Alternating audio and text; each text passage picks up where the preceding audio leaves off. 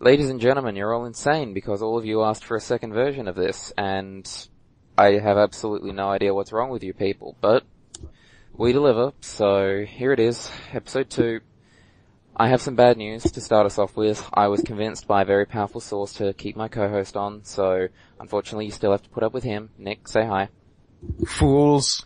And tonight we have a special guest. Now, our guest tonight is attractive, dashing, the Lando Calrissian of our site, in character and out of it. Please welcome the chief himself, Darth Xaos. Thank you. He's not just saying that because I paid him to. He genuinely feels that way. Yeah, they don't pay me at all. It's a point of grievance. There was money involved? Not for me. There's always money involved if you know where to look. Okay, I'll also just mention, this call is across 3 oceans, so please excuse any interference, delays. I'll try to clean it up in post, but I'm not very good at this, so apologies in advance. So, we'll get straight into things, I guess, unless anybody has any humorous jokes they want to make. No, your apologies accepted, Captain Well, Nita. there is one thing I'd like to point out right away, is that I need to set the record straight, because the Stinky Bantha was my idea, not Reaver's. I'm the one who suggested Reaver. I want the credit for that. As the Jew lies on the grass in the morning sun, I swear I will kill you. Hey, come on, it's a canonical ship, man. I gave you a canon ship. This Stinky Show some Bantha, gratitude. come on. Give me the wild card. Oh.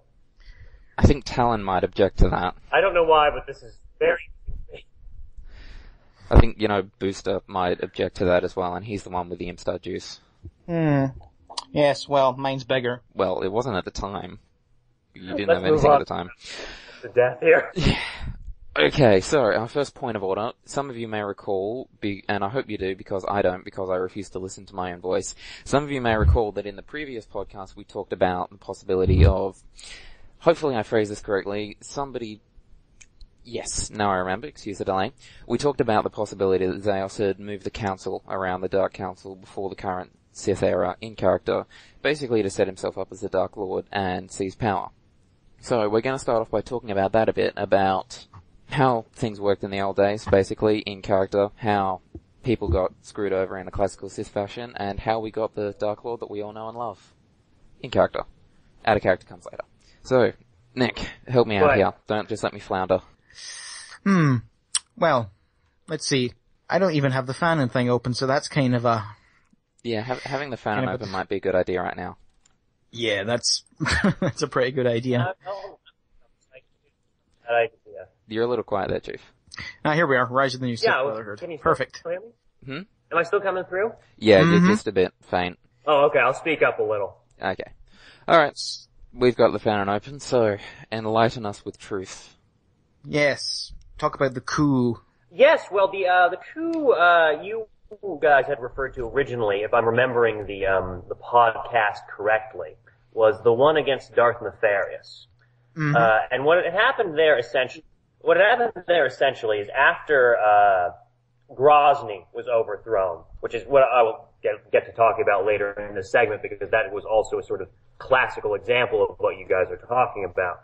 But, essentially, not too long after that, the initial agreement after the overthrow of Grozny was that none of the members of the Sith Council of that time would claim the title of Dark Lord. The Sith would run essentially in an oligarchical fashion, with the Sith Council calling the shots. What Nefarious then did was to proclaim himself Dark Lord in contest to this. And what this resulted in is many of the houses of that time left the Strahd sector, or the Stygian Caldera, or however you'd like to refer to it, and went over into the unknown regions to side with what was the other Sith faction around in that time, the Ninovian Sith. Xaos had been Inferno, Darth Inferno, his original Sith name. He had not been present at this time. Not long after Grozny's fall, he sort of went into seclusion for a while as often happens with characters, which we often use as an explanation for when people's players are gone for a while. Sort of the way we phenonicize that is to this sort of what unspoken tradition among this generation of Sith of the occasional retreat, as it were. We're the broody bunch. Darth Inferno went on one of the broody bunch? Mm-hmm. That's quite clever. That is a bit clever, actually, yeah. I have my moments. Not many of them, but I do have them. You do have them, and I think you have them more often than you give yourself credit for. Have Great more often kid, than don't Nick get at cocky. any rate. Alright, just But while there's a anyway, lull, just very quickly, Darth- because of the delay, we'll keep silent, Yeah. just so that you can tell the story and we don't interrupt, and when you want us to chime in, say so. Just because for the people listening, for the 2 people who are going to listen to this, maybe 3, there's about a 2-second delay at least. So, at your leisure, Chief. Mm-hmm. Okay.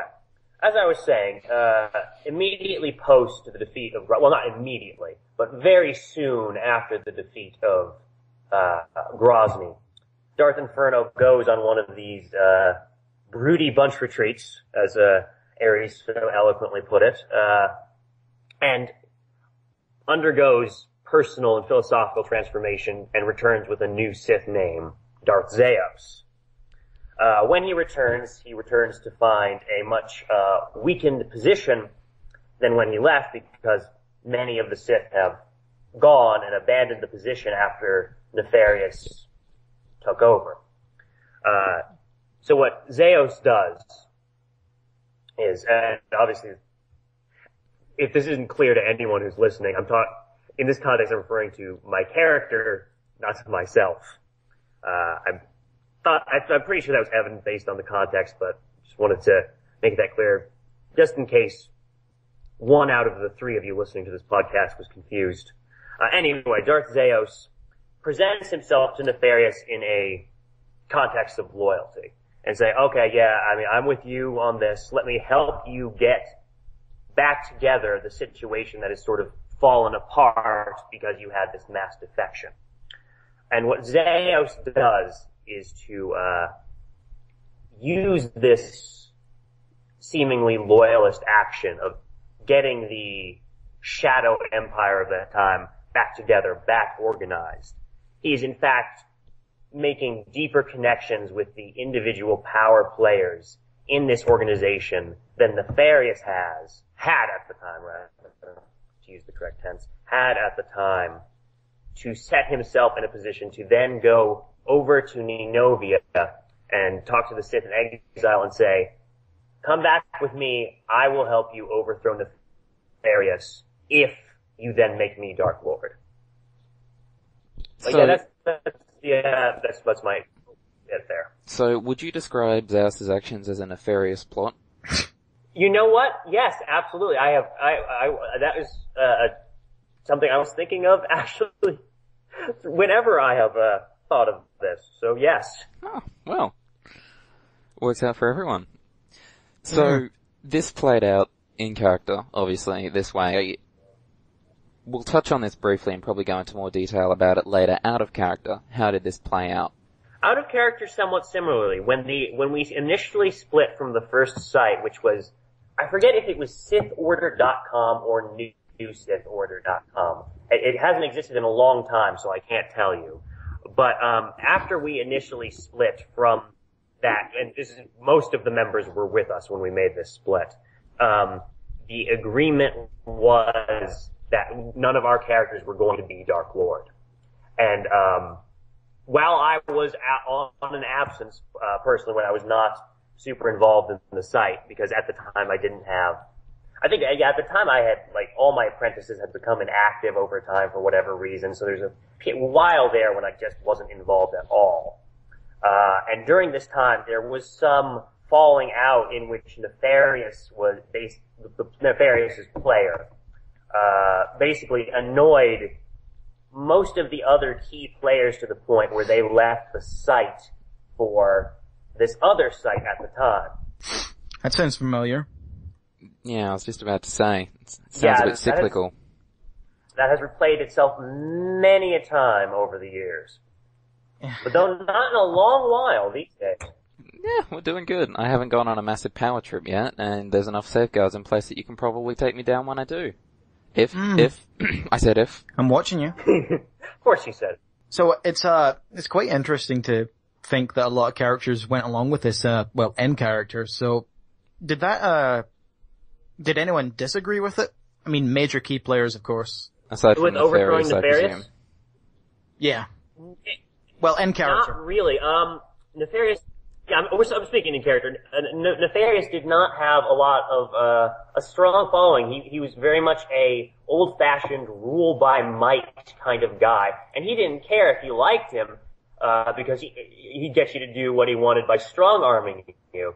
And what wound up happening, when the actual nefarious plot started playing out is one by one his supposed allies started turning on him when it looked like he didn't have the upper hand anymore. First it was Darth Aristo, who used to be Nefarious's apprentice, who turns on Nefarious. Then when Nefarious escaped the initial attempt to kill him and flees to Droman Kos, which was the capital of the New Sith's Order's Shadow Empire at that time, his men on the ground there start turning against him. Darth Lucifer turns against him. Darth Biss turns against him. So essentially, because his authority rested on the idea of him having the monopoly of force, the instant he no longer had that edge, the instant he had a force coming against him that was equal to or greater than, no one had any personal loyalty to him. Again, that sounds very, very familiar. I mean, it's curious to see how it repeated itself with Vidya, end character. And with a certain red-skinned man. True. I guess it's sort of one of those things where the dispute... Sorry. The dispute between Xaos and Lucifer, though, was of quite a different nature than any of these previous disputes, because Xaos was definitely not trying to take over the new Sith Brotherhood at all. His idea was, I want my people to be independent of this power structure. It was also sort of less of a thing, he doesn't want them to fight someone else's war. Stop reading too much into my crappy jokes. Okay, I'm sorry. I'm sorry, man. I didn't mean to do that to you. Apology accepted. I'll just be over in Kanad's corner. But yeah, that was to go a little off topic, I think that was obviously one of our longest running storylines, but I think one of our better storylines. And I love the way it ended, because I really consider the ending of that storyline to be, in the ending of the recent duel between Xaos and Lucifer, because at the end of the mission where you have the second confrontation with Xaos, there's the political reconciliation. But I consider the sort of the capper of that storyline to be the personal reconciliation between Lucifer and Xaos at the end of that duel. And I thought that was a really great moment. Can we please never, ever, ever do that again? What, make you fight Lucifer? No, just this sort of thing in general with the Sith. That's true. Eventually you just want to start killing something, don't you? Yes, quite. Mind you, it did eventually lead to me getting Reaver shot, so honestly, isn't that worth it? Yes. Sorry, Reaver. No, he's not gonna listen to this anyway. You don't know that, you may. He won't. Bet you 20 creds. You're on. Okay. Alright, so. He might well listen to it. I mean, I think he'll draw a bigger audience this time because I'm on it. I mean, not to be egotistical, but I think that's just a fact. Yeah, that's true. You're a lot more pleasant to listen to than we are as well. Yes, my nasally voice does not do wonders for drawing in a crowd. Don't worry, I'll just go through and edit out all the every time in post. I could just hold my nose. I think that's worse. Oh. Alright, I suppose we should probably move on to the next subject so that this doesn't end up being as long as the previous one. Good idea. So, okay. Some of you may be looking at the image that we're using as the background of this podcast and wondering what's going on here. Just for reference, it's a picture from the Star Wars: The Old Republic what were they called? Data files? They did a bunch of chronological diaries of the events that led up to the events of Star Wars: The Old Republic. So the events of Knights of the Old Republic, the old Sith... No, they did do the Great Hyperspace War, but that wasn't it. I think it was the old Sith Wars that had Exar Kun in it. Yep, but anyway, that's the one. That particular image is Exar Kun rallying the Massassi people on Yavin 4. And we were asked to use that, and Xaos, would you mind telling us now why you chose that image? Well, sure. I feel there are various aspects of this image that are very reflective of the new Sith Brotherhood, the Obsidian Union, and sort of their relation to the galaxy and just how they operate on an essential level. On the most obvious, the most obvious has to do with Exar Kun, because Exar Kun's Sith Brotherhood is the organization that the new Sith Brotherhood is named after. Some people may have thought or may think it was the Brotherhood of Darkness, but in fact we are named after Exar Kun's Sith Brotherhood. So that's the most surface of the significances here. Furthermore, on Exar Kun, though, Exar Kun is sort of the beginning point of what New Sith Brotherhood theology sees as the mechanics for the legitimate choosing of a Dark Lord of the Sith. Because Exar Kun, as our listeners may or may not know, was declared Dark Lord of the Sith by the spirit of Marka Ragnos, who was a previous Dark Lord of the Sith. And Exar Kun was declared Dark Lord of the Sith at a time when you had the Sith Empire from the Old Republic game also existed, and also had someone claiming to be Dark Lord of the Sith. So here you have what is the decisive point in legitimacy of the Dark Lord, which is key in the New Sith Brotherhood's philosophy, which is the blessing of the spirits of chaos, of those previous Dark Lords, those previous Sith who had a powerful enough will to maintain their identity post-mortem. So that is another aspect of this. The third thing I'd like to... You were saying? You can go ahead if you like. I just thought it might be interesting to point out... I'll take a break before I go on to the third. Yeah, I just thought it might be interesting to point out, in our fanon at least, and definitely in canon as well, you have the spirits of the Sith Lords, even though they're fairly diminished at times, they're still lasting for thousands and thousands and thousands of years, and their power is lasting often independently, like they leave a mark behind that affects the world around it.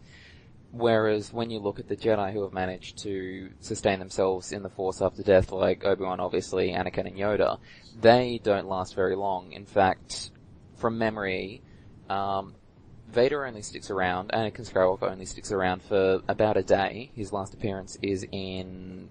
That's it, The Truce at Bakura. That's the book that I was thinking of. He speaks to Leia in The Truce at Bakura, and that's it. He pretty much says his piece. I don't know exactly what he says because I haven't read that, but I think he says, "Please forgive me," that sort of thing.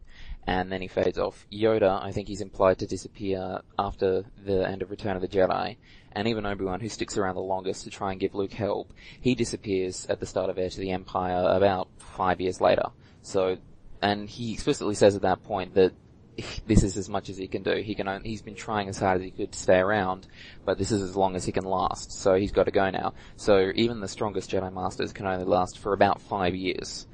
Whereas the Sith Lords are lasting for thousands and thousands and thousands of years. Directly or indirectly.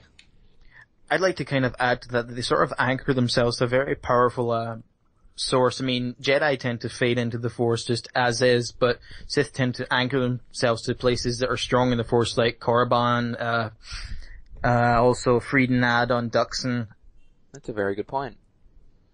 That may be all kind of like a source for their spiritual longevity. Certainly, and another element of it, another aspect to consider is that spirits of Sith Lords sometimes become dissolved only to reform again later in history. For example, Frida Nad destroyed Naga Sadow's spirit, but later on we have Naga Sadow's spirit back contesting with Ludo Kresh's spirit in the events leading up to the Old Republic game. And there's a couple of other examples that I know that exist in canon, but I can't think of right off the top of my head. We have an example in Fanon as well with Treya, isn't that right? Yeah, she's somewhat different, but you have other more direct examples like Exar Kun himself. There's, if you read the threads in Galaxy for Yavin, there's a lot of suggestion there that the worship and the rituals being conducted to him by the Dark Disciples on Yavin now are allowing his spirit to reform, despite the fact that it was pretty thoroughly walloped by Luke and company back not too long, ABY. It's taken a long time for him to recover from the sick burns that Mara Jade gave him. Yeah. But, I think this shows something key about the differences between the Sith and the Jedi worldviews. To the Jedi, the overcoming of death is really overcoming of the ego that dies. You transcend death not by becoming immortal in a more classical sense in the Jedi way of thinking. You become immortal by surpassing this limited sense of self that allows for even the possibility of death, as opposed to a oneness with the Force, which is life itself and is eternal. And in this way, you become immortal by breaking down completely that barrier between self and Force. Whereas with the Sith, it's more like you become immortal by basically making your ego burn so brightly, so powerfully, and so uniquely that you essentially become a screen burn on the Force. And so you're so even long after your physical death, you're still there. That's a really interesting way of looking at it. It is. I suppose, certain Sith that can actually come back from that, as you said, like Exar Kun and Naga Sadow. I can't really think of any other majorly powerful Sith that have come back like that in a big way, multiple times to say the least, save for obviously Naga Sadow. And well, you could argue that Marker Ragnos did, because in canon it seems to imply that the Valley of the Dark Lords has been pretty much completely destroyed and looted and rebuilt multiple times over the course of history. It does seem to kind of imply that. And yet Marker Ragnos is still around in ABY times, despite the fact that his tomb, we know, for example, that Revan looted it. That happens in the first KOTOR. That you do that as when you're playing Revan, is you loot the tomb of Marker Ragnos. And so this tomb has been looted and destroyed multiple times, yet Marker Ragnos seems to persist with each time it's rebuilt. That could tie back into the worship, because I think you're talking about Jedi Academy here, and at that point he's got an entire cult dedicated to him and bringing him back, which could have helped him reform before they stabbed his giant statue with the scepter to bring him out. It's also worth noting that the visual differences between the Valley of the Dark Lords, between the Knights of the Old Republic and the Old Republic, is that it seems that they've unearthed sort of lower levels of the Valley of the Dark Lords. They've basically just dug it up, and they've unearthed a lower level to Marker Ragnos' tomb, which looks slightly older to the ones that are closer to the Sith Academy. It also shows that several of the tombs have been blocked off and ripped open, blocked off and ripped open again, because there's crumbling doorways, and there's even more recent evidence of someone putting up Durasteel doors, and those have been blown apart from the inside, curiously. Yeah, and I remember in the first KOTOR game, I think all the tombs did have automatic Durasteel doors on them, which, as far as I know, were not in common use in the pre-hyperspace war Sith Empire. One thing to be wary of with all these differences, though, is it could just be gameplay things. We can't read it as like an absolute canonical change when it could just be the fact that BioWare didn't know how to code anything other than a Durasteel moving door. Well, absolutely. I think so much of canon, though, in Star Wars is coming up with in-universe explanations for out-of-universe reasons. That's true. I mean, that's why we have mention of the pod in pre-Mace Windu times now, is because of a typo. But that's canonical now, or canonical legends. So a question then, all this talk of Sith coming back through various means or another, and Exar Kun reconstituting isn't a word. We have a certain galactic emperor who got dragged to hell. Is there any chance we might ever have to deal with him again? It's possible, but I wouldn't say likely, simply because Palpatine never prepared for death in the traditional Sith fashion.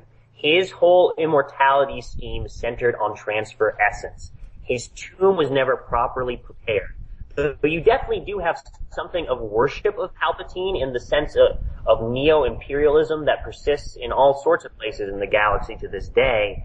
It would probably be harder for him to come back that way than Exar Kun, simply because, as I said, he was so unwilling to entertain the notion that there could ever be a scenario where he couldn't, through transfer essence, just keep coming back, that he was unwilling to prepare for death in the traditional Sith fashion. And then Karnal Jax happened, and Palpatine got very angry.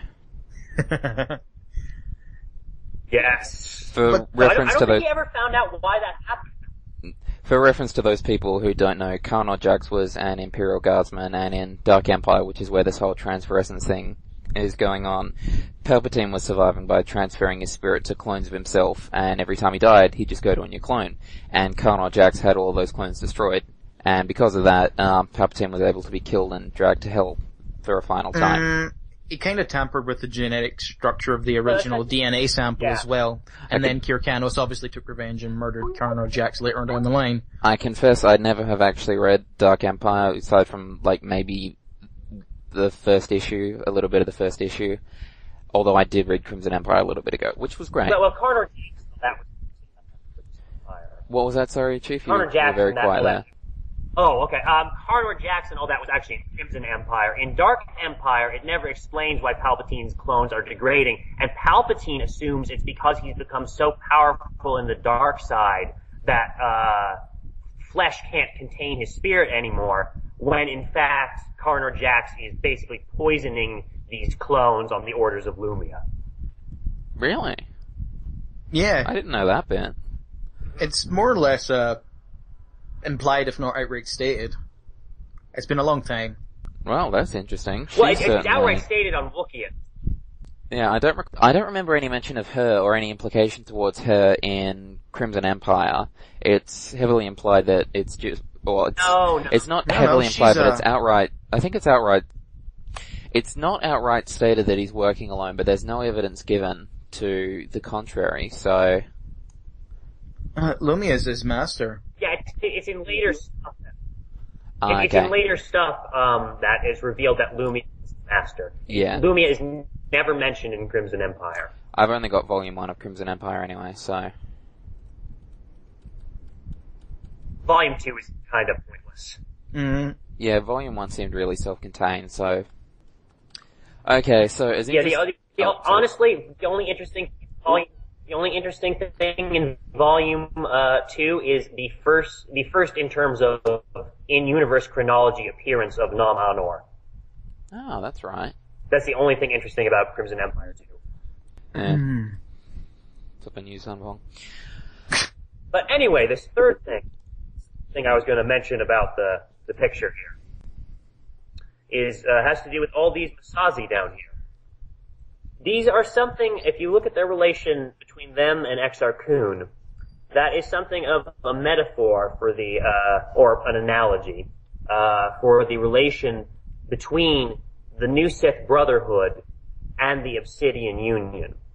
If you look at the Masazi as the Obsidian Union and Exar Kun as the new Sith Brotherhood, Now, these Masazi, these are the forgotten, they're a forgotten, dejected people. I mean, they crashed on this planet in defeat ages and ages ago. I mean, these are the descendants of the soldiers Naga Sadow took into exile with him after the original Sith Empire was crushed at the end of the Great Hyperspace War. Yet now, under the direction of Exar Kun, they are being transformed into a force that is going to threaten the very existence of the Republic and the Jedi.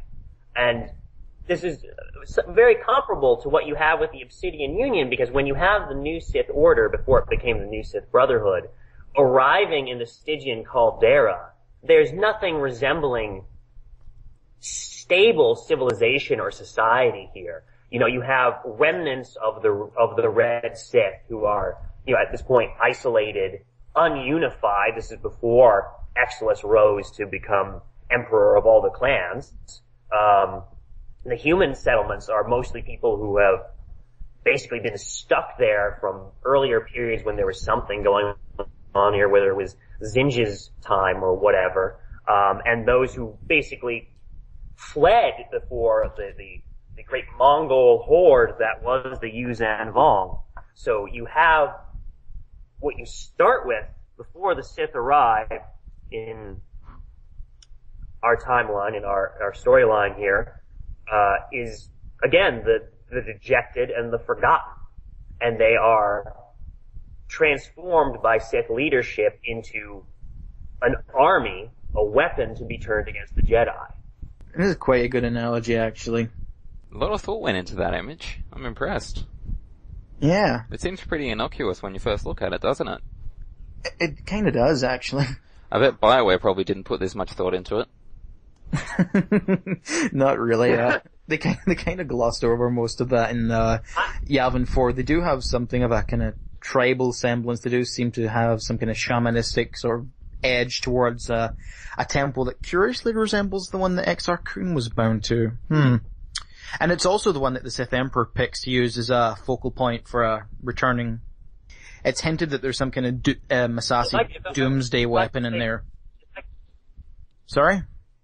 If I can say something incredibly cynical, I'm not sure BioWare put as much thought into the entirety of the Old Republic as I put into the analysis of this image. You wouldn't be far off. It does raise a question though. What does a Masasi doomsday weapon look like? Is it just Lucifer without a shirt on? No, it's some kind of vague, it's a vague glowing blue, red chair thing. You never see it in game, yet Revan was depicted in front of it at all times. I think the only way you can see it is through a level 60 operation, but I've never been able to be a part of it. It's called, curiously enough, the Ravagers, yay, originally. And it's part of the 16-man operation against Revan. It's basically a glowing red thing. Generic. Yeah, that's very threatening. Glowing red things. So at least the Death Star wasn't even glowing. It was just a big grey thing. But the trailers seem to make it look more impressive than it actually is. Hell, the loading screen art makes it look more impressive. It's like this massive big pillar of energy is destroying this temple. And yet you never see that. Well, there's a lot of missed potential in the Old Republic. Quite a lot. That's an understatement. I was really saddened that they didn't even think to put anything resembling Naga Sadow in there, because he kind of played a big part. He was a rival for the Sith Emperor in a way, because he came back from the dead to challenge the Sith Emperor. Well, as interesting... Yeah, I mean, he does play a big part in the I can't remember what they're called either, but those lead-in vignettes that we took this image from. Naga Sadow kind of plays a big part in that lead-up. He does. As interesting as this subject of discussion has been, we have technically gone over time. We had it down for 5 minutes, and it's been almost 25, so we should probably move on to the next area of discussion. Yeesh, okay. Oh, I knew we had gone over, but I didn't realize it was that bad. I thought we'd only gone 15 minutes. Anyway. So, up next, Star Wars Rebels. We had a well, you two had a brief discussion about it in the comlink thread that nobody else cared about and probably doesn't know exists. If you're listening to this and you don't know that it exists, well, go down and post in it so that I don't murder you in your sleep. I have a death note, and I will.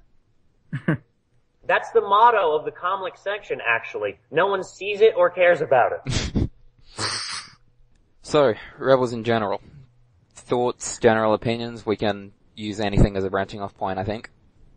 It is going quite well as far as I'm concerned. I wasn't expecting much considering Disney took it over. I was thinking they'd axe all the violence, axe all the mentions of kill and death, but surprisingly not. Yeah, I mean, it's been pretty good. I've enjoyed it, certainly. There are a few things that I noticed, like, for example, they really dial up the whole idea that stormtroopers can't aim up to 11. I have yet to see, A, I don't think I've ever seen a stormtrooper actually hit something. B, I have seen so many stormtroopers miss shots that I could probably make. But as the theory of episode 4 goes, are they missing on purpose? Not this time, no. I think they're actually trying to kill the rebels. Because they must be missing on purpose, though, because that's the only, I don't see why that would be. But it's the only explanation for, like, the scene where, I forget which episode this is, but where Zeb is fighting them in close combat, and he's taking them on one at a time, and they're all shooting at him, and he's 5 feet away from them, and they can't hit him. and he's not exactly small either. You could potentially... No, not at all! You could potentially justify it as them being outer rim recruits, because I think it's implied that most of those stormtroopers come from Lothal, and Lothal is, like, out in the sticks, so they're probably just basic conscripts rather than actual really stormtroopers who know what they're doing. They must be basic conscripts with one eye then, because they have no depth perception. Well, have you seen the training episode that they did? Training Day, was it? I think it was Training Day, where they go through the stormtrooper training process on Lothal, and the training is kind of absolutely terrible because they explicitly say, I did like the parallel with the clone trooper training episodes, but the training that they instill them with is really, really stupid because they say screw over your buddy and try to claim power for yourself, and that's not something that you want from a unified military presence. You kind of want them to be working together. I actually think there's a reason for that. I don't think they're actually trying to train stormtroopers. I think they're actually trying to mine Lothal for possible Force sensitives, given that the Jedi Temple is there, which could be a reason for such a heavy presence on such a useless planet. It's probably also the fact that the Ghost crew kind of keep destroying everything. True. That's actually a scene in the latest episode, if some of you haven't seen it.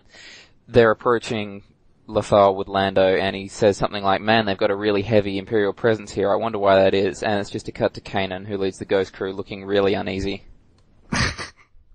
Quite like that. I quite like that. Yeah, speaking of... But, you know, like I said, even intense social Darwinism doesn't explain not being able to shoot a guy 10 feet away from you. I mean, there is just nothing to me that I mean, like I said, this is one of my few complaints about the series. But when they had that scene with Zeb just fighting right in front of all these stormtroopers when he should have just been shot to death if there were any amount of realism in the scene. It's just like, that's when I realized you guys are playing that card way too heavily. Yeah, one thing I wish that they would introduce, which I liked from the expanded universe, was that there's the regular Imperial Army, which are the guys you see piloting the ATSTs in episode 6, and then you've got the Stormtroopers who are meant to be the really, really good ones who are the crack shots, and that way they could have the Imperial Army all that they want, and they could just get stomped around and be killed en masse without any sort of trouble, and then the Stormtroopers could give them a little more trouble and actually be more of a threat. As opposed to it just being stormtroopers, well, they can't aim, they've just got magic blaster deflection shields on, so they can't hit anything. Well, hopefully we'll see more of that. That would be a good idea. Take it for free. One thing I will give the series... What's the guy's name again? Dave Filoni, that's it. Take it for free, Dave Filoni, I won't charge you. Personally, I'd like to see the Storm Commandos. I wouldn't mind some Dark Troopers, actually. That would be good. Pre-Phase Zero? Oh, interesting thing to note. Hera is voiced by the same person who voices Jan Ors in Jedi Outcast and Academy, which is leading some people to theorize that the Ghost Crew are going to be the ones who steal the Death Star plans. Because originally it was Kal-Katarn and Janos. They stole it in, Dark Forces 1, and then because like 4 different people had stolen the plans, it was originally later retconned to, it was people stealing different sections of the plans, and then Leia got them all together and was running home to give them the completed plans. That was actually quite good, retcon actually. It ties everything in quite nicely and brings the scope of the Death Star all together. Sorry, Chief, you can actually say what you were trying to say 5 minutes ago now. I'm done interrupting you. Well, all I was going to say is one thing I really will give the series is that Ezra's little slingshot thing is just as useless in the show as you'd expect it to be. And I really give them props for that. He takes out like one unarmored mercenary in the most recent episode, and that's since he hit the Inquisitor with it and it did nothing, that's like the only time he's used it.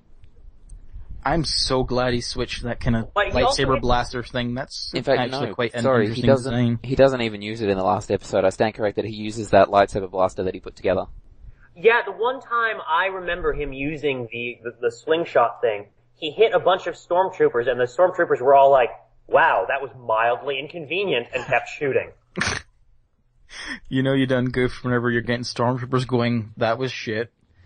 That was in the first couple of episodes, wasn't it? Just speaking of those first couple of episodes, I remember at the end of the second episode of the end of the pilot, basically, because I think they had him as one episode.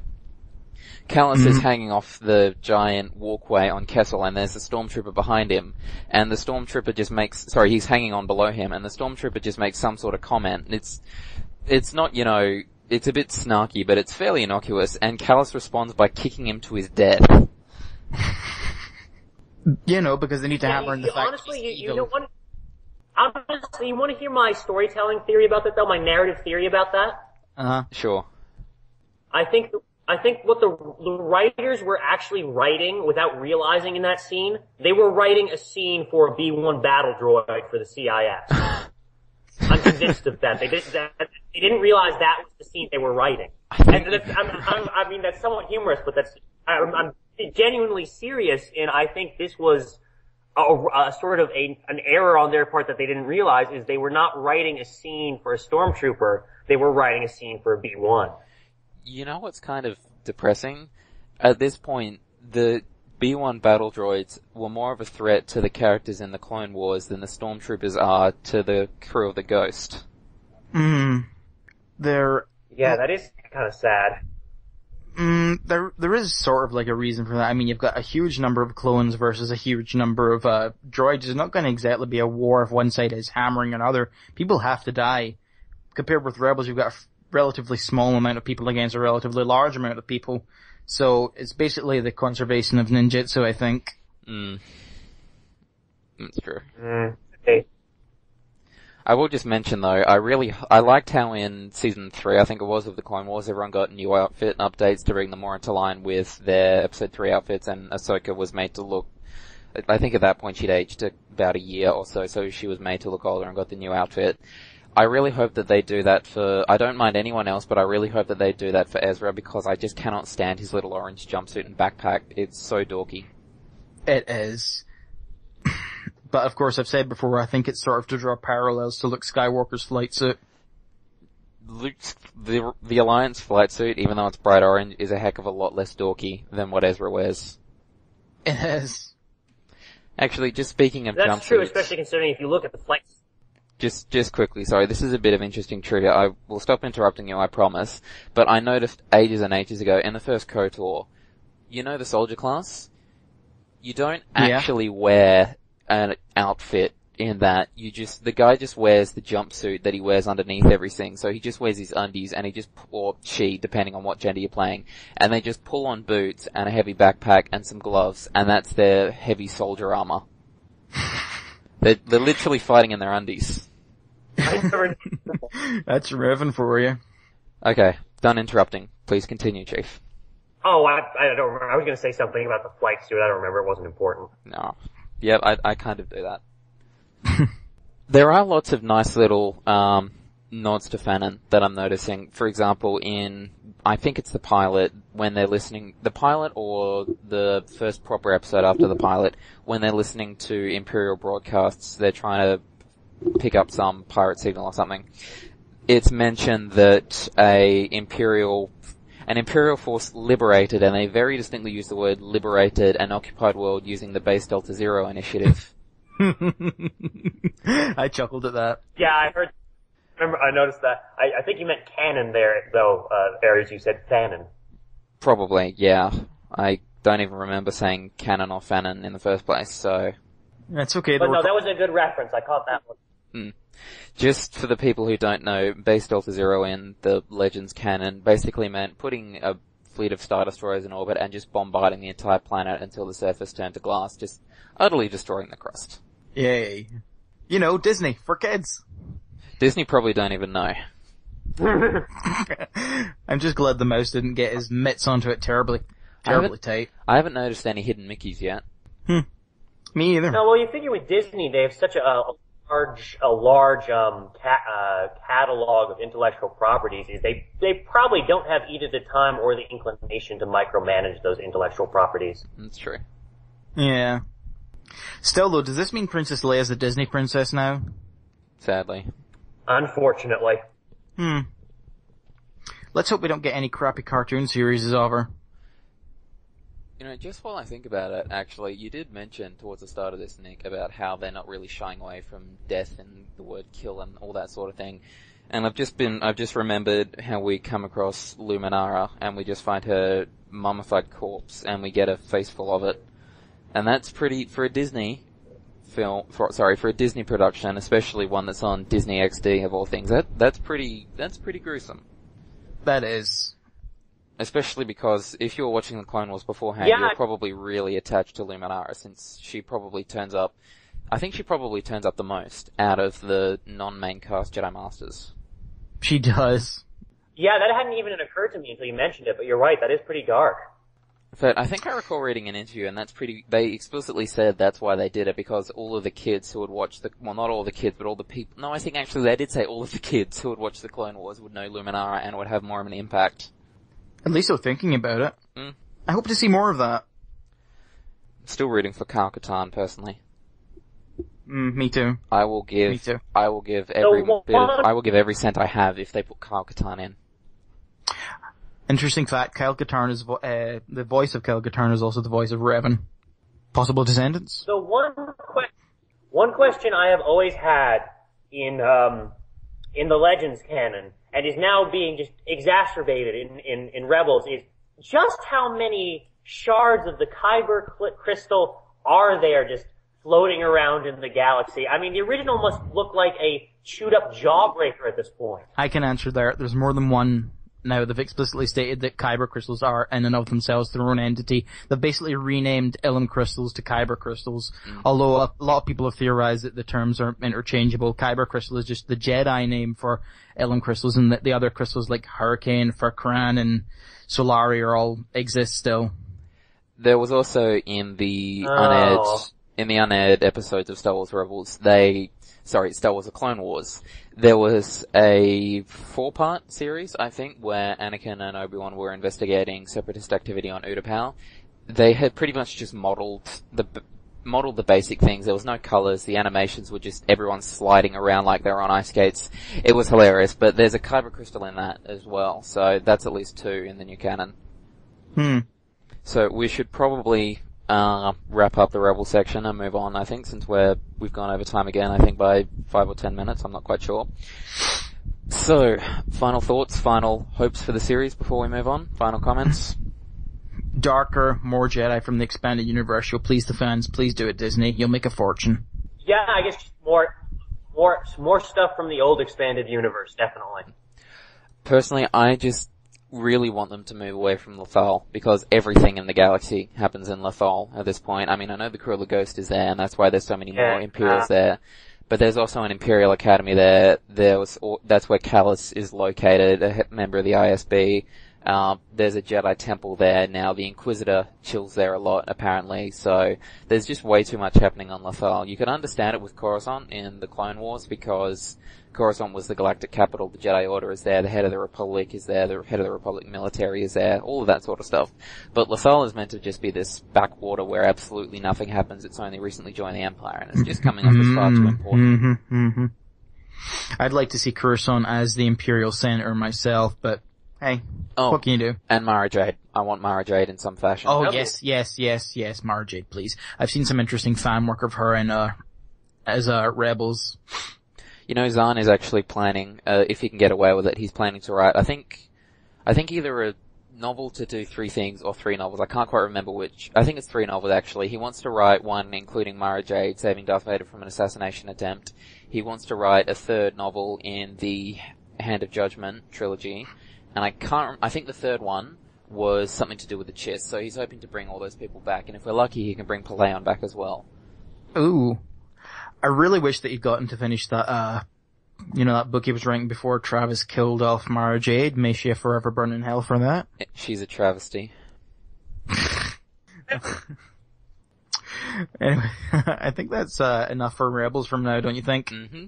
So, now, unless you have any last comments you want to make, Chief? No, I'm good. Okay, so now we'll move on to what'll either be the second to last, if we come up with anything else to gab about, or the last main section of this podcast, and that is, well, we have quite possibly the single most influential person in any of our lives here with us, so we were thinking that we might ask him some interview questions. Nick, please tell me you did think of some questions, because I did ask you to. I have a couple, yes. So, do you want to start? Yes. What made you pick, okay, please don't kill me, that guy from, Command and Conquer for, Joe Coogan, what made you pick him as your, personification? That's a good question, actually, because despite the fact that, Kane is now so heavily associated as my character image, in terms of how long I've been playing this character, that's a relatively recent development. I think I first started using him the site before Sith Dominion, which for those of you who are listening who don't know, was our site before New Sith Brotherhood. So the site before New Sith Brotherhood was when I first started using him.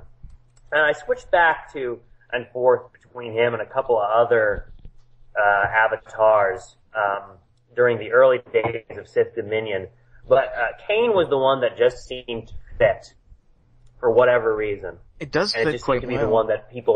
It just seemed to be the one that people most thought well represented Xaos. So that's why I've stuck with it. I see. If I may ask a question now, Nick? Mm-hmm.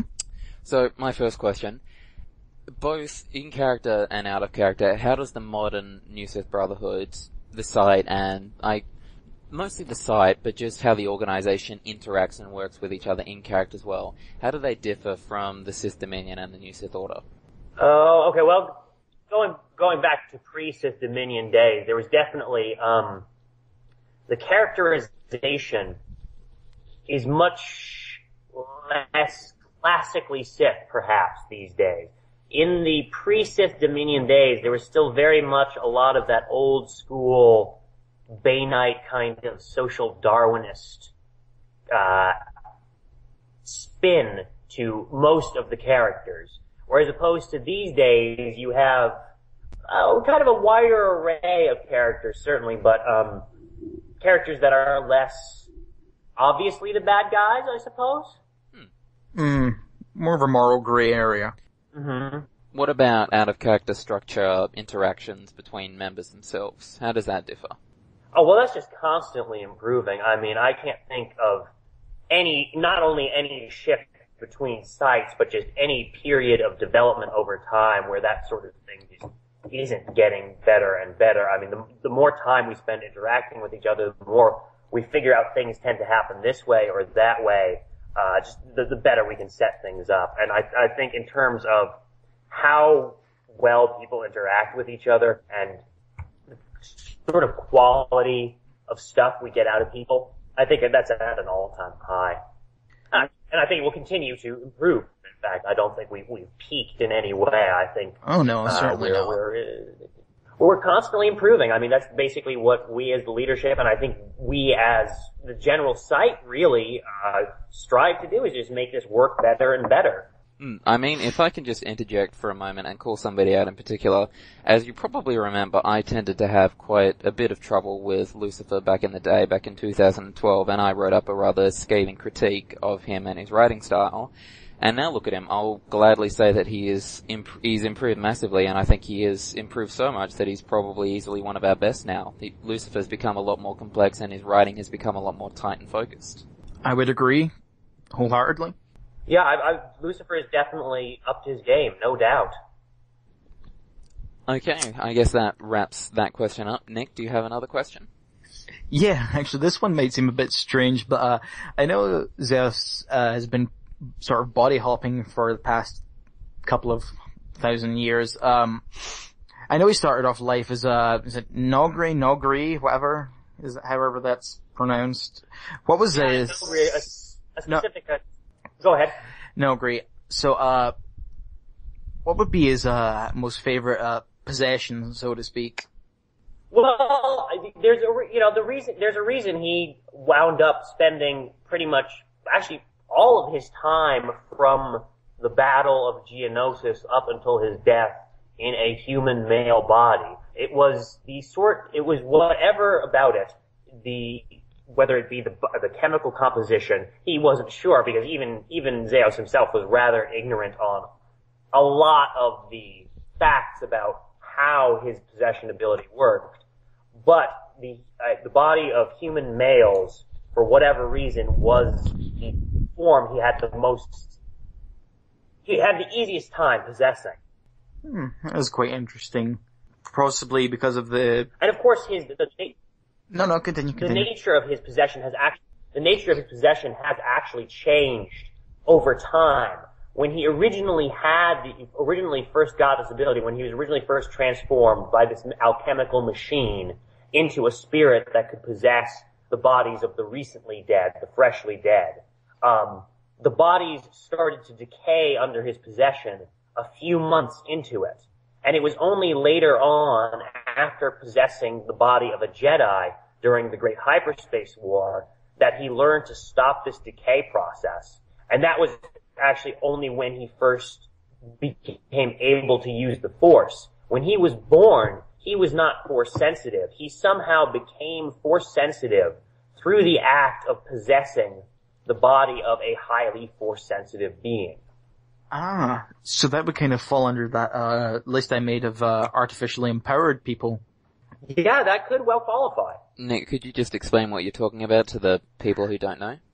I made a list comparing various force users across the galaxy, and based on their power you have obviously the naturally empowered, which is your basic run-of-the-mill Jedi, and some of them can be more potent than others. Then you have unnatural ones, and then you have a separate class which is anomalies. Now the difference between anomalies and the unnaturally powerful is like people like the Sith Emperor, who uses ritual to gain massive power. That's artificial, compared to Palpatine, who is just naturally powerful. And anomalies like Anakin and Revan and Luke, who were just powerful by dint of their genes. Okay, so I think it is my turn for a question. Is that right?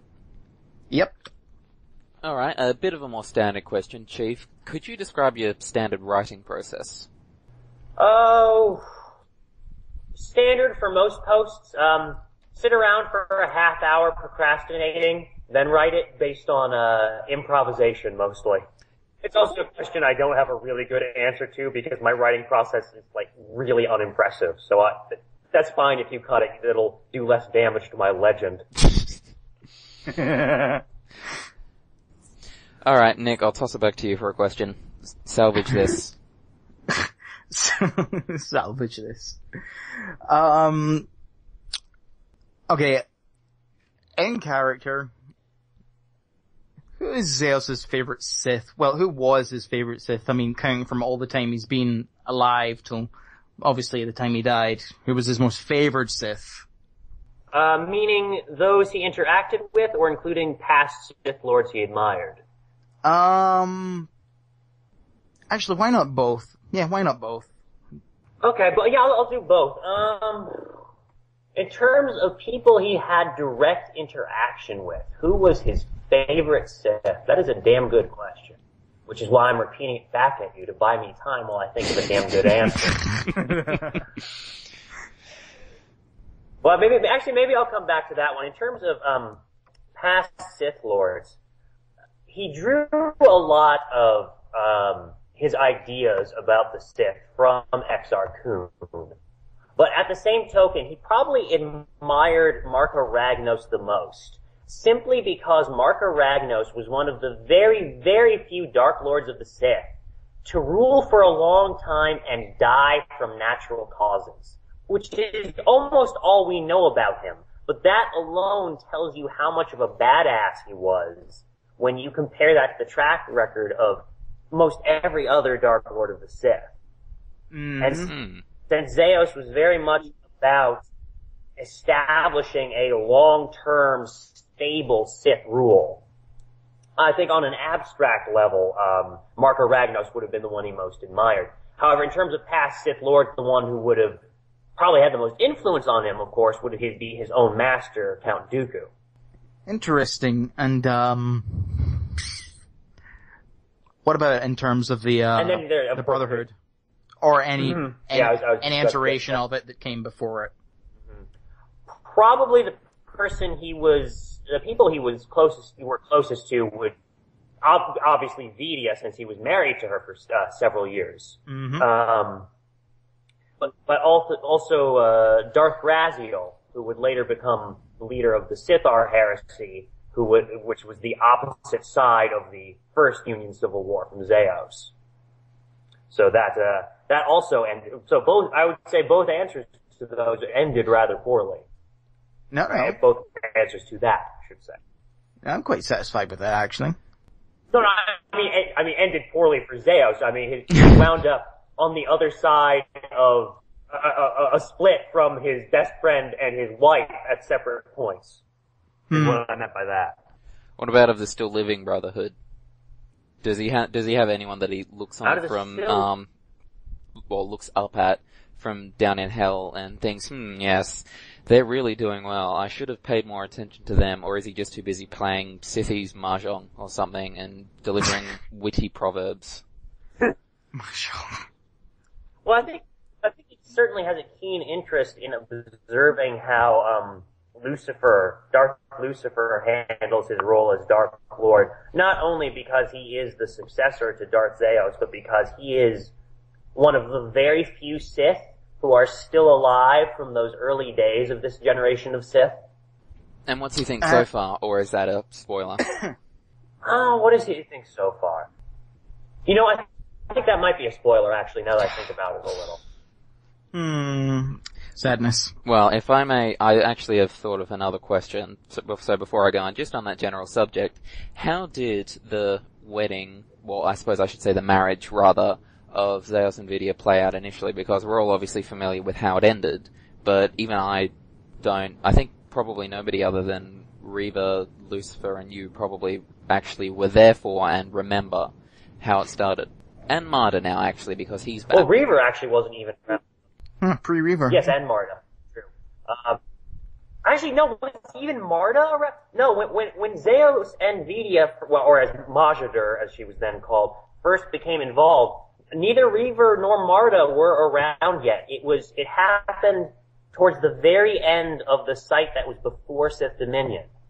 You want more of the in-character explanation or more of the out-of-character explanation? A bit of both, if you don't mind. How it played out in character, and what basically led the two of you to decide out of character, hey, let's have our characters marry. Okay, well, out of character, it was as a sort of break was coming in the membership of the group, and she was very popular among the newer members of the site. So basically, by her and my character becoming involved, we were essentially announcing a side in this site split that everyone knew was coming. It was sort of the fusing of two factions in that, and like I said, this is out of character, in the membership of that site between some of the old-timers who were very much with me, and a lot of the new people who were very much with her. And so getting our characters together was a way of saying, you know, if this other side, you know, if this comes down to us leaving this site because we disagree with what the other faction that is sort of formed here is doing, it might be bigger than you guys expected. Just to offer one bit of commentary on it, that thing about basically declaring a side has made me realize how similar the history of the side is to the history of Game of Thrones. You know, it really is. Just with less death and sex. Well, not as much, certainly, but I don't know about less. Side Oh, okay. Touche. Yeah, on the out of character side. So what about in character? In character-wise, it happened during this mission, wherein this group from beyond the known portions of the Outer Rim, not the unknown regions, what is called the unknown regions, but the space beyond. If you look at the areas of the Outer Rim where the Union is, if you go even more rimward past the Union where there's nothing on the maps, this is where this group was from in this mission. And they had come in and raided the tombs of Korriban. And it was during that mission that Xaos and Vidia first became romantically involved. Was it in this mission where I think I recall something about how I wrote it into the diary of Lady Vidia actually. She ended up going to Xaos and fighting a representation of his mortality, was it? Or was it his immortality? No, that was a later. That was the second site-wide we did on Sith Dominion. The mission I was just talking about was on the Sith Dominion. Okay. And how did that end up playing out? Was it just a case of, oh wow, you're really good at this, aren't you? Oh yeah, you're really good at this too, aren't you? Wink, wink, wink, wink, wink, wink, wink, wink. Or was it something with actual chemistry? Actually, no. Was it better than that terrible Kadros romance that we read on Vidia's site? Well, considering the fact getting shot in the knee is better than that story, I kind of can't say no. I don't know, it reads pretty well as a comedy. It does. I especially love the part where Kadros falls down a hole and Vidia screams out, "No!" and reaches down after him and is like screaming out, "Are you okay?" And then in Kadros' next post, it's like he picks himself up and dusts himself off, and he's like, "I'm alright," and then he just walks off. That was my favorite part too. It was much better. It was much better. It was a relatively brief scene. Basically, they were having a conversation on the observation deck of some capital ship, and it just became very obvious what way the conversation was going, and it ended in a kiss. And that was basically it. It wasn't a huge event in the mission, or at least it wasn't intended to be. A lot of people on the site were like, "Oh man, wow, what a bombshell!" at the time. Okay, so I think that's probably enough on that subject. Nick, do you have another question? Yes. Well, actually, before any other. No, continue. Since you mentioned Xaos' age, there's something I wanted to point out at some point in this podcast. I might as well point out now is, despite the fact that he had been alive in quotes for over 5,000 years, what he actually had memory of is much, much less than that. You know, he remembers his early days back on his home planet, or his home moon, I should say. It was a moon of Xaos, that his people had been taken to originally as slaves, but then forgotten about by the time he was born. And then he remembers later, because there was a ship later than crashed on, this moon. He possessed the pilot, was able to fix it, and go back to Coruscant.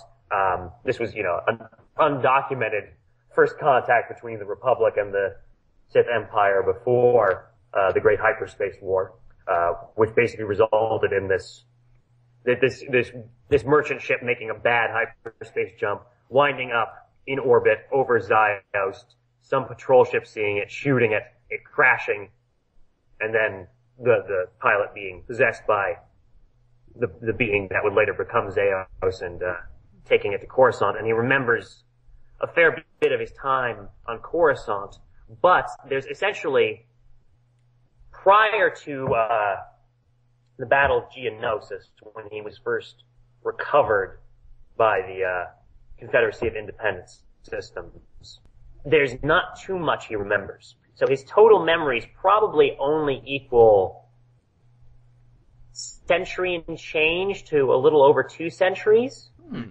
That's quite interesting. There's a movie, I believe I've told Aries about this, called The Man from Earth, where the guy claims to be 14,000 years old, but he can only remember various bits and pieces across the centuries. That's sort of a good parallel between Xaos and the guy in the movie. Wasn't there a flame that he had at some point as well? I think you mentioned during maybe the Clone Wars, was like Gianna Passini or something. I confess I can't remember the name. You're thinking of Karina Panari, who was back closer to Jedi Civil War, and her death was was initiated because, I probably should have mentioned this at some point, he would have, prior to receiving Sith training, there would be periods where he'd just sort of black out and he'd be somewhere else. You know, when he'd come out of it, he'd be somewhere else, maybe in a different body, maybe years afterwards. And what he didn't find out until much later was one of the flaws of the sort of entity he was made into. Why this machine was never mass-produced by its creators was the spirits it created had a lot of flaws, and one of them was that when they are in a weakened state mentally, for example, in a deep depression, like the one he went into after Karina Panari's death, then other spirits can sort of piggyback on their possession and push the original possessor down and use their possessive ability to come into flesh. Oh, that's very interesting. That actually draws a couple of parallels to the Sith Inquisitor story. Spoilers, where the Inquisitor uses a force-walking method to bind ghosts to him, and the various ghosts sort of try and vie for dominance, push others down, rise up, and sometimes he will actually black out for long periods, so... And there is a machine involved to sort of undo this, but it's a Rakatan origin, so possible origins there, maybe not. Oh, yeah, potentially. I'm sort of giving the basic abridged version. You can look it up on... There's plenty of YouTube Let's Plays of it and the information on Wikipedia, obviously. Okay, not to interrupt, but we have been on that subject for like 10, 15 minutes now, so we should probably ask the next question. Yep. Your turn. No, it's your turn. Oh, is it? Yeah. I thought I asked a bit. No, you were going to ask, but there was a little addendum to be made. Now I remember. I, for the life of me, can't terribly remember too well what happened during the Snowfall campaign. I think the earliest thing I remember of being on the site was going to the mall and stealing Vornskir 1. There's events and stuff that I can't really remember the finer details of, just basically saying, this happened, this happened, this happened, and when. I'd love to know what the ideas behind the Snowfall campaign were about in character. Sure, yeah, I can give you a quick recap of what I remember happening. Before any of the missions, there was kind of a mention of how Dantooine was taken over by a Union backed movement. Then the first mission was going to meet with Kana Kuran and convince him to defect from the Galactic Alliance and bring over his men and his ships to the Union. Let's see, what were the other missions? There was the one on Dak where while the Quarren fought to overthrow the Mon Calamari, the Sith were attacking this underwater facility that was building a new kind of capital ship for the Galactic Alliance. And it turned out once they started attacking it that this capital ship was actually operational and could function underwater. So they had to fight against this large capital ship, new class of capital ship underwater. And that was the mission where we introduced the Dagon, which is the Union's, Imperial One Star Destroyer that has, submarine capabilities. I thought that was a creation of Reaver. There was... Sorry, go on. Nope, I was the one who came up with that for, that mission. I think that's the only time I've ever used it, but I'm guessing based on what you said, Reaver's used it elsewhere. He has once before. I can't remember where exactly, but I know that he's used it once before, sort of for a purpose. And anyway, sorry, I'm distracting you. Continue. Yeah, it's not a ship that sees a lot of play, but then there was the Hutt-based one where one group, which was led by Vicious, had to defend this Hutt from I think it was mercenaries backed by the Galactic Alliance who were gonna come onto his world and blow up his palace because the Hutts were joining the Union. And meanwhile, Marta commanded a fleet that repelled a Galactic Alliance fleet that was gonna come around to Hutt space from behind, and this battle took place at Teth, and Marta overcame overwhelming odds to defeat the Galactic Alliance fleet and kill the then Supreme Commander of the Galactic Alliance Armed Forces, Cha Neothal. Let's see, there were a couple of... And then, then there was, of course, the final mission, Operation Snowfall, which was a raid on Coruscant, where all the Galactic Alliance Defense Forces headquarters files got downloaded by the Union, and also the new Sith Brotherhood raided and blew up the Jedi Temple on Coruscant. That is the... very promptly sorry, just to interrupt there. I think that's the earliest mission I actually recall taking part of in that, because I distinctly remember being there with Vano, and he jumped out of a window, I think. For no apparent reason. No, I think there was an earlier one. Yeah, I know. Well, you were definitely around final mission of the Snowball campaign, because I remember, because the final mission I think was right after the mission with the Hutts, because I had Dala giving a speech in that one. So, because some of this has been changed a little by Ares' new timeline, and I think changed for the better in certain ways. Mm-hmm. For example, when Dala came to office. But I feel like there's one or two other missions that I'm not remembering. There was definitely the one to the Maw where we stole Vornskir 1 and had to navigate it through the black holes using the Force. That one I recall was a house mission, because I was asking about that when I was planning the eventual follow-up to that, and I recall Reva saying that was a house mission. Yeah, it wasn't part of the Snowfall campaign at all. Oh. It might be contemporaneous. It was what, sorry? Contemporaneous, possibly. I do recall though, I'm pretty sure that wasn't the first mission that you were in, X, because we joined at the same time. There was, aside from the house mission, I think there was also one where I got to shoot Xyrophus and Vidya took credit for it. And I think there was also another one where, do you remember we had to solve the riddles? I don't know if you were in that pilot mission, but I had to solve a riddle and I couldn't. It took me like a week to finally figure it out because I'm not very good at riddles, and it ended with all of us turning up in a room and Marta was stuffing his face with food for some reason. In fact, I never did find out why. I want to say yes, but part of me is saying no, I don't remember that. But it does sound familiar. I believe the exact wording that Video used was, and Darth Marta picking out on some food. Yeah, that is ringing some familiar bells. What a blast from the past. Alright, shall we move on to the next question? This interview isn't very good, I apologize, we're just kind of rambling a lot. We are, sorry about that. I'll fix it in post. So, my next question, it's related to my previous question, because I actually thought of another question in between these two. Your creative writing process, just coming up with ideas in general, working on the fan, do you have any sort of process with that, or do you just kind of let it build in the back of your mind? Yeah, pretty much the latter. I don't really have much control over it. When it wants to come out, it comes out. Phrasing. I didn't. Yeah. I didn't want to say anything. I guess so. Yeah, phrasing. It would have been too obvious for me to make that joke. But yeah, that's more or less sort of But yeah, similar creative process too.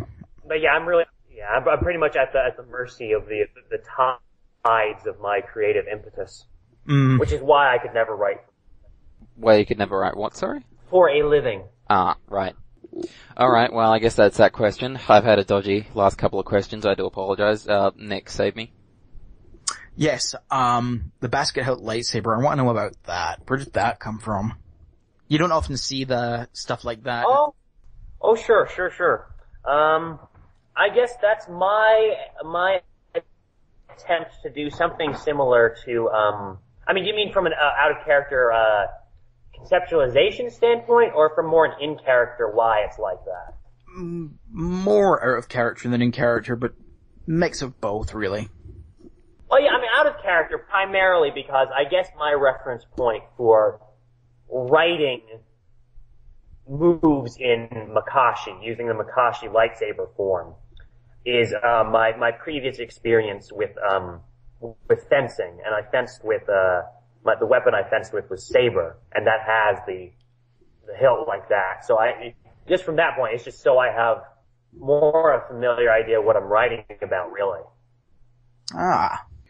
It's interesting to see that they're coming up with the, sort of, I don't really know what you call it, I guess a lightsaber longsword type thing with the cross guard. There's sort of evolutions of that. You see the, I don't know what the name for it. I know it's a French sword and it's got sort of like an extra beak type thing that protects the knuckles, and that obviously evolved a time into the, basket hilt. I got that from Lindy Beige actually, where it turns into like rings and then eventually became the basket hilt. Well, the lightsaber I probably most compared the design of Xaos's to would be the Inquisitors from Rebels when it's in one bladed mode, and that circular thing folds forward to be a guard. It is quite interesting. Was that made out of any lightsaber resistant material, or was it just purely for decoration? Oh, it was lightsaber resistant, yeah. I thought so. And to be fair, with a guard like that as well, you can crack somebody across the face with that and it'll hurt. Yeah. Oh, absolutely, yeah. Would it not sort of, I don't see it really would limit much, in the way of mobility. I mean, you'd have to hold it differently, I suppose, because of the basket hilt covering part of the blade, but of course you have weapons such as Darth Malgus', which is that kind of like axe head thing that come down halfway across the lightsaber, but... And Star Wars. But it's very much designed to be held one-handed. If you're talking about Xaos's. Yeah. Yeah, it's designed to be held one-handed. It's not really designed for the more traditional two-handed lightsaber hold. Yeah. Okay, I think we probably should move on to the next question, which is another one of mine. And this is something that I think all people everywhere are dying to know the answer to. Will you ever rewrite Darth Xaos and the Holy Holocron? Well, it wasn't Darth Xaos and the Holy Holocron. What was it called? It's called The Search for the Holy Holocron, I think. Probably if I were going to do another Monty Python movie adaptation, based on the current members and characters of the site, I would probably go with Life of Brian instead, and set it during the period where there was contestation going on between the Red Sith and the Union, so that the Judean People's Front becomes the Red Sith People's Front.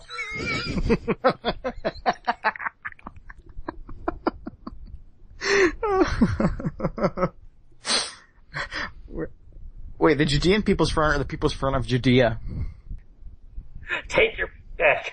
Split our... You just want to write the scene where they're asking what are all the good things the Romans have done for us, and they just keep on listing more and more basic amenities, don't you? Yes, That's true. Yes, I want to do that scene where they're having the revolutionary meeting, and one of them goes, "Well, what have the Romans ever done for us?" And one of them goes, "Well, there's the sewers," and another goes, "And the roads," and the third goes, "And it's safe to walk around at night now."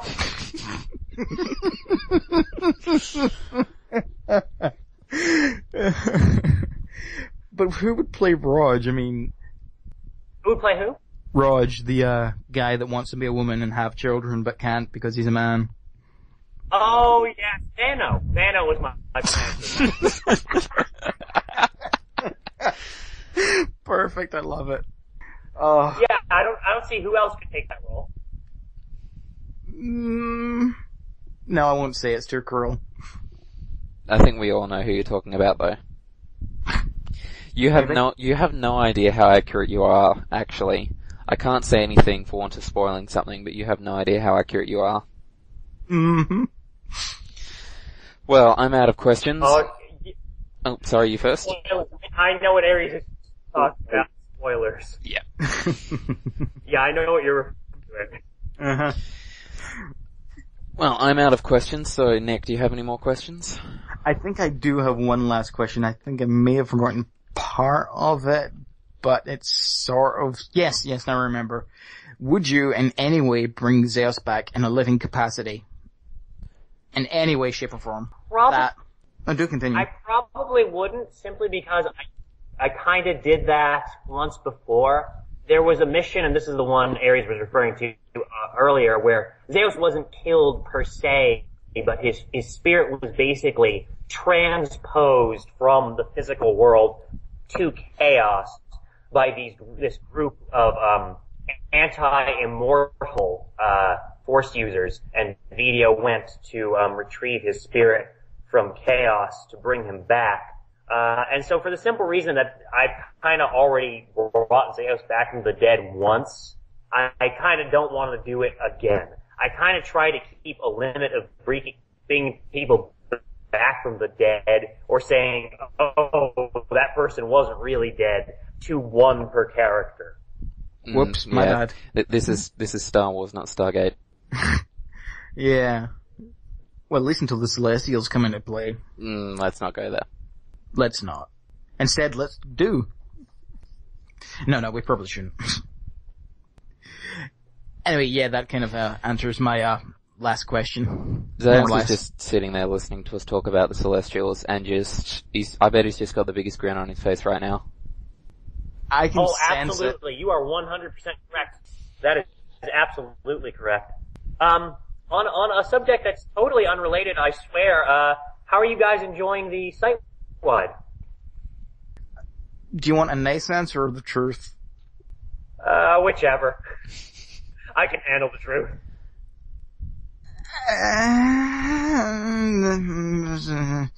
Well, you're not the one he's going to be unhappy with anyway. I'm the one who's running his part.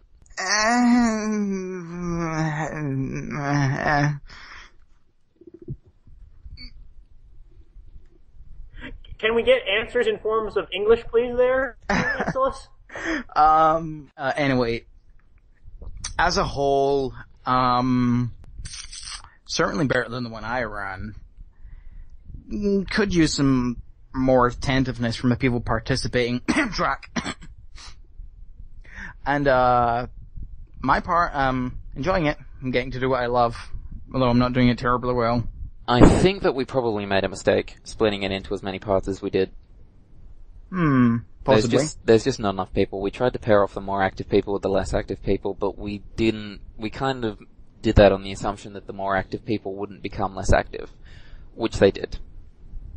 Which is why, as well, you now have an instance like Reva, his entire plan was, Xarophus has to infiltrate the base and take the shield down. But because Xarophus has disappeared entirely, well, he's kind of up the creek without a paddle. Yeah, you kinda need to have your backup plans, dude. Yeah. Well, there's a reason why I pawned it off. Well, I'm just having him shoot stuff in the, Geonosis part, so... Personally, I'm pretty happy that I'm happy to get all of my pilots massacred in my section, though. I think it's going really well. This is the best outcome possible. Yeah, you're really using your resources well there, bud. I think Grand Admiral Thrawn would be proud. Yeah, I think he would. Probably not gonna win points with the men though, huh? Well, they heroically charged off to their deaths even after I'd already killed like 50% of them, so apparently I'm pretty popular. Yeah. So that's gonna now post though. That's what, sorry? Well, that's now deleted post, because that was in my post where I didn't understand where you were in the battlefield, right? Yeah, well, it still counts. I've still gotten 50% of them killed, and with that knowledge in mind, they still charged off to their deaths, so... GG. Alright, fair point. Best Commander 2014. 2015 now. Yep. Oh, it's consecutive years running now, is it? Mm-hmm. I took the title from Reva. Keep it up. Next thing you know, we'll be ramming Super Star Destroyers into stuff. You know, I think I have gotten a lot of people killed. I have taken a lot more substantial losses than I have won battles, because I'm not in many battles, and the ones that I have been in, I have lost a lot of people. Yeah, good job, Shiro. Nobody else will get that reference. I don't even get that reference. Yeah, I didn't get it. Oh, okay. Sadness. Well, on the subject of the site-wide, and in general, I think this is a good enough lead-in. I was planning to end with that, but I think we can end with one other thing now. Both the site-wide and the plotline in general. Do you have any hints, potential spoilers, little peeks that you can give us at what we have in store? For those attentive listeners who have put up with 2 hours of this. I set out to make it shorter, and it's already longer than the previous one. God. Well, there are 3 of us here, so you have to figure in more speaking and... Well, there's also a lot of chaff that's going to get edited out, so this thing's going to wind up not being 2 hours. I mean, maybe an hour 45 minutes. I don't know. But anyway, yeah, I definitely, if you stayed this far into this podcast, you definitely deserve a little preview of what episode 2 of this site-wide is going to be. And let me say, it is going to be as much the Union on the defensive as this episode is the Union on the offensive. Looking forward to it. Everybody somebody's gonna have to catch the blame, so they're all gonna turn around to the guy who orchestrated the massive offensive, aren't they? You think? Why do you think I'm so intent on remaining in the unknown regions, mate? You can't hide forever, look. Not for want of trying, okay? Yeah, well, someone's gonna have a faster ship and they're gonna catch you eventually. Stop making sense. What about more down the track hints? Can we have any of those? Anything beyond the next site-wide? We have certain individuals running around the galaxy that I think we're all very interested to know more about. Well, it sounds like you're interested in something specific. So why don't you ask me about what you want to hear about? Well, in that specific case, I was referring to, say, the one Sith and Lumia's made her first appearance. So, in the next site-wide, we may see them, we might not. But beyond the next site-wide, they're obviously going to have influences. They're going to be a bit more overt in their aggressions. Can we have any hints as towards how our interactions with them might play out? Sure. One Sith is very much dependent on where Author's current mission goes. Well, as far as Lumia goes, go ahead, Nick. No. Just finish the Lumia thing. This is other stuff. Okay. As far as Lumia goes, you can expect her to basically keep doing the operational philosophy she's been sticking to thus far, which is avoid direct confrontations and just wait for people to get in as awkward a possible position as possible. I said possible one too many times there. Into as awkward a position as possible, and then poke them in just the right way to make it all the more difficult for them, without them being aware of the fact you're there. And that's basically Lumia's plan of attack. Weren't you great for the first time? Sort of a purposeful application of the for want of a nail principle, if you will. Yeah, one can see how that would lead up to the collapse of the Union. So we can't really expect, say, a one-on-one duel between her and anybody else anytime soon. Yeah, don't get your hopes up, mate. I crushed my hopes on that about 3 years ago. Probably not anytime soon. Now then, I would like to ask about something slightly further down the line, which is the Second Galactic Civil War, the Corellian whole, the Five Worlds thing. Will we see anything resembling that sometime down the line? Yes. Ooh, excellent. Yes, perhaps to expand on my very simple yes, the current factions that exist are not going to be the only factions that will ever exist in our storyline. Possible return of certain character-created people, maybe? I was more thinking along the lines of, for example, the factions that sprung up because of the Second Galactic Civil War in canon. That was just the Confederacy, wasn't it? Or do you mean also the Jedi Coalition? Confederation. Confederate. I was about to correct myself. I always make that mistake. But yeah, the Confederation will eventually be a thing. It'll be a bit different than its incarnation that you see in the Fate of the Jedi series. Just by the necessity that our canon's running on a different sort of track of events. But the Confederation will eventually be a thing. Okay, we're at about 2 hours now, so I think we should start wrapping up. For the people who have sat through the entire 2 hours and just sat through that stuff there, I think you should reward them with a major teaser of some description. Yes. Alright, major teaser. Major teaser of some description. Alright, let's see here. What is a good one? What's going on right now that you think most people are interested to see how it's going to play out? That's to either one of you. I think I'd probably be too biased for that. Yeah, me too, kind of, because I'm thinking the same thing as Iris is, I know it. I think I would probably say the one Sith, maybe. Yep. Yeah, I don't have too much planned for them at the moment. So I will say this. Here's the major spoiler. No matter how well you guys do, next episode of the Site-Wide, the Union will be losing territory. It's just a question of how well you do slows down that or lessens that territorial loss. Well, we have the hero of Teth now, so hopefully we might actually have a chance. Yep. As long as we just, send Exless away. Hey, come on now. I told you to distract the fleet. You responded by sending your greatly inferior force into a full-on charge against the superior force. I was kind of confused as what I was doing there. I was too ashamed to ask you because I was already in too deep.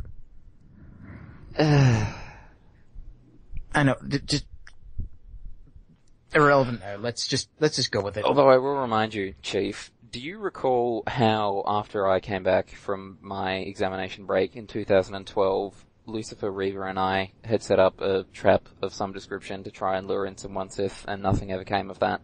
Oh yeah, we never wound up doing that because Xerophus was involved and he kept going in and active.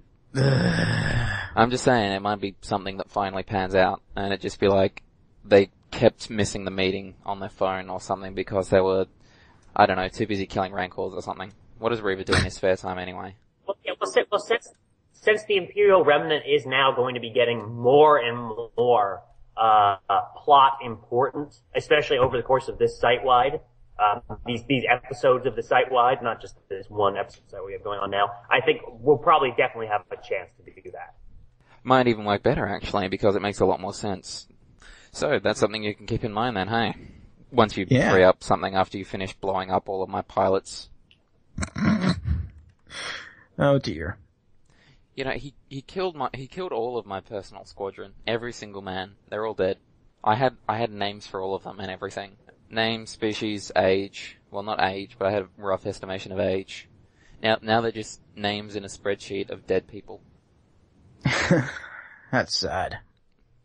Please don't... They were up against Jedi stealth fighters. They were up against Jedi in fighters that are so state-of-the-art that you are letting dozens of people die just to get a hold of one of them. Hundreds of people die. There are people in those patrol cruisers as well.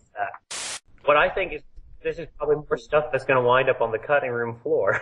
That's true. How many ideas have I had over the years that I have scrapped completely? Ignoring the whole major character that I scrapped and wrote out. Well, not wrote out, but is not exactly in the picture anymore. Yeah, well, I mean, I was actually just referring to the cutting room floor of this podcast, but, and yeah, well, I mean, I've had plenty of ideas that I haven't done too. It's just, I guess you, because you're more wont to discuss potential ideas with people, it becomes more conspicuous as opposed to me, who has a bunch of ideas I never did, but no one knows about them because I never mentioned them. Got an example? Oh, not off the top of my head, no. I mean, because it's mostly stuff like slightly different ways I could have gone with something. Like, for example, I was originally gonna link in Lumia's first appearance with the first appearance of the Lost Tribe of the Sith, and obviously I went a different way with that. I remember that now. Hey, are the Lost Tribe ever actually going to appear now? Yeah, I'm eventually gonna work them in. Yeah, just a word of warning. I think if you read my review of Fate of the Jedi that I did, you probably know this, but just to restate, because I spent like half an hour talking about it in the previous podcast, they're all incompetent and they all suck. Oh yeah, I remember that. And I mean, if you have a few more minutes, I had actually thought of, cause you gave a very good, explanation for why they all suck from a Bainite perspective. And I thought I could, give you a explanation of why they suck from a point of view that might be more accepted by the Brotherhood. What do we think, listeners? Are we going to keep on listening? Well, you've been here for 2 hours and 10 minutes already, so I think a few more minutes won't kill you. Yeah, what's 5 more? Yeah, well, essentially this goes back to, Krea's ideas, and, spoiler alert for what few of those who are planning to play Knights of the Old Republic 2 and haven't yet. Yeah, that's you, Amarada. Stop listening. Stop listening right now. Also a Sith Lord called, yeah, stop listening, Amarada. Amarada, if you're still listening at this point, actively forget what I just said. Hopefully I was mumbly enough that you didn't hear me. But anyway, Darth Treya had this philosophy that isolation weakens you, but confrontation with existence, with the galaxy, is what makes you strong. And I think that would probably be the Brotherhood's explanation for why these guys all suck, is rather than going out and conquering, facing new challenges like Sith are supposed to do, these guys have basically just been lording over this one planet for the past 5 millennia rather. And I think a great example of this contrast between them and the Brotherhood has to relate, which is something I think Ares was the one who talked about this last time, how unaccepting the Lost Tribe of the Sith are of scars. That if you have a scar, that's your advancement in the organization. Done. Whereas compare that to Lucifer, the Dark Lord of the new Sith Brotherhood, who is not only heavily scarred and heavily tattooed, but has 2 completely useless eyes.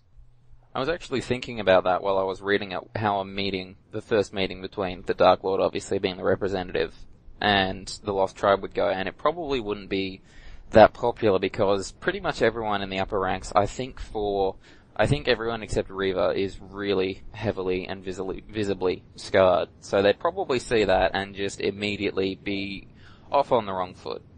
Wait, does Vestrai Kai have tattoos? She has little tattoos under her eyes, like, they're small ones though. They're not heavily tattooed, they only have, small, elegant tattoos. She does have a small scar in the corner of her mouth though that makes it look like she's permanently, smiling. She angsts about it a lot. In fact, there's a really dodgy scene in the second to last novel where she and Ben Skywalker admit their feelings, and it's from Ben's perspective, and he starts off by kissing the scar to show that he doesn't find it unattractive, and I just sat there and just went, why? Yeah, that's kind of bad. Yeah, there's a lot that's bad about that series. Yeah, and that's one of those things that might have been touching to 2 individuals actually involved in a situation like that, but as something that's only being read about by third parties, and it's being written about these 2 fictional characters who can't really have a moment, they can only provide moments for the audience, that doesn't work. Yeah, I'm guessing a lot of this is going to need to get cut. I'm just going to be cutting out the awkward silences and my unfunny jokes, which is most of them, and a couple of references to cutting things out in post-production. And any interruptions or otherwise noises that would be unwanted in the thing. That too. The rest of it is staying. If anybody stays this long, it's their own fault. You have no one to blame but yourselves. Well, I mean, hell, if you want to just keep this going and just really test how long people will listen to us yammer, I have more I can talk about. Look, I would love to, but I have something that I'll need to do in about 25 minutes, so I won't be available for that. Although, no, you'd have to set up the call recording on your end, so unless I left the computer on and just left it to record. I don't think that would work. I mean, if you gotta be circle. Yeah. So. Yeah, we might wind things down. Yeah. Give it, we might even be able to finish in about 15 or so minutes, hey? Now that we've finally decided to cut things off. Okay, I've got it recording again, so I'll fix that in post. I did that last time when it cut out, so. If that was pod racing, this is sweep racing. Pod racing. Okay, so, what should we conclude with? Alright, well, I think that about wraps it up. It's been 2.5 hours, almost, so for any of you who are still here, why? Honestly. And, well, thank you for tuning in, such as it is. Closing comments and remarks from my co-hosting guest? Thank you very much for listening to my inane ramblings. You will be rewarded. Well, thank you both for having me on here, and thank you to everyone who has listened to this, especially everyone who's listened to this deep into it. And I just wanted to say, I think you guys should have Darth Lucifer on next as your next guest. Yeah, sure, why not? Succession of Dark Lords, not a bad idea. I mean, exactly. Alright, we'll get in contact with Luke. It'll be easier for, Nick, I think, because they're in the same time zone, so. Fun stuff. So yeah, we'll look into that. Indeed we will. Alright, thank you very much for listening, ladies and gentlemen. Have a nice day, evening, afternoon, whatever time it is there. And we will see you in, at this rate, probably half a year. Bye-bye. So long, folks. Bye-bye.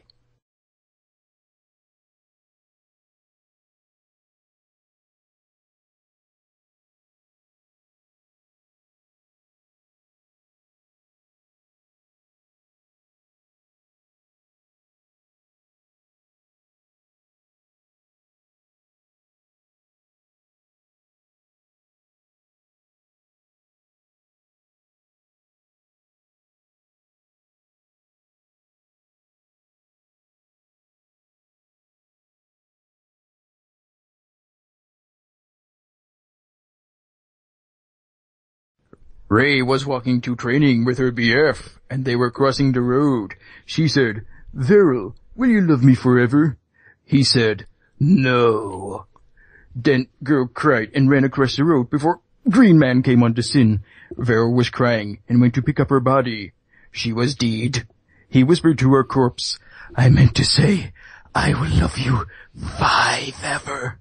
That means he love her more than 4 ever. Like this if you cry every time."